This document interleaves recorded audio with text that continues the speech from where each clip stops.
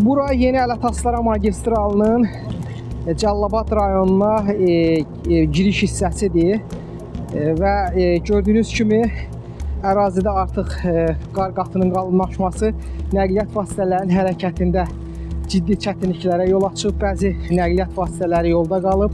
Yuxarıya doğru hərəkət etdikcə isə az öncə biz hətta qəza törədən avtomobillərə də rast gəldik.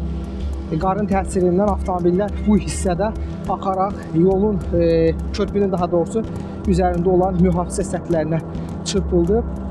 Hazırda isə bu ərazidə qar yağdıqca nəqliyyat vasitələri hərəkətində artıq problemlər də artmaqda davam edib.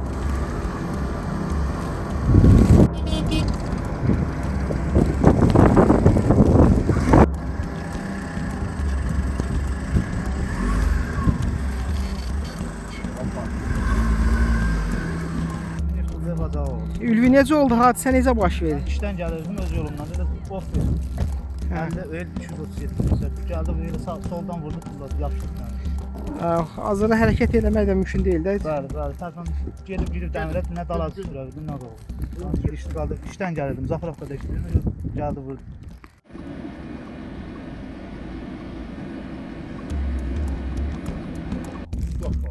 Elə vurdu, tulladı. Gelirdim buradan, böyle streç geldi, burada qarıda yerdi, bızdı, saxlamadı, getdi, dəydi ona da, böyle oldu.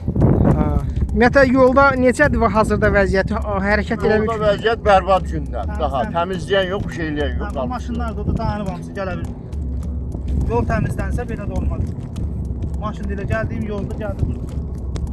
Və səratan alınmıyor, şuradan maşınlar şəhəri yararsız vəziyyətdə.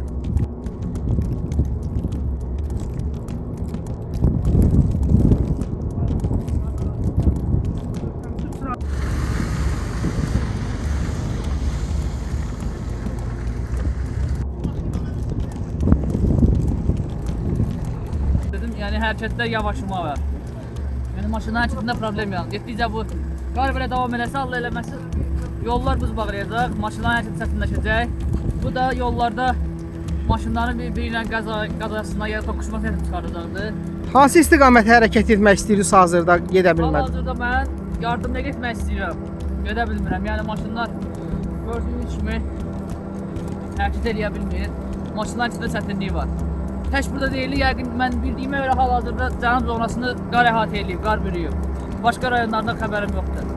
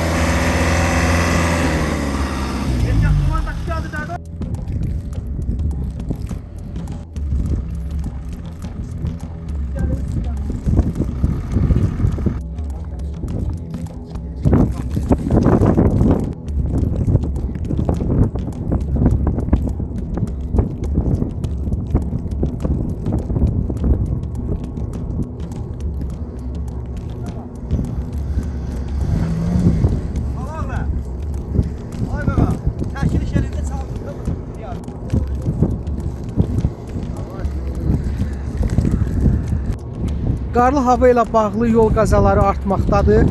Hazırda biz Yeni Ələtaslara magistralının Cəlilabad rayonuna giriş hissəsindəyik. Gördüyünüz kimi körpünün üzərində burada qarla paralel buz qatının yaranması burada nəqliyyat vasitələrinin hərəkətində müəyyən çətinliklərə yol açıb. Az öncə gördüyünüz bu iki minik avtomobili körpünün üzərində qəza törətdilər. Toqquşdular onlar və hazırda avtomobillər hərəkətsiz halda yol kənarında dayanıb. sürücülər isə avtomobilin içərisində oturaraq kömək gözləyirlər. Hazırda da bölgədə yağmurlu hava şəraiti davam edir. Axşam saatlarına doğru isə bu ərazilərdə yolların daha kəskin şəkildə buz bağlaması gözlənilir.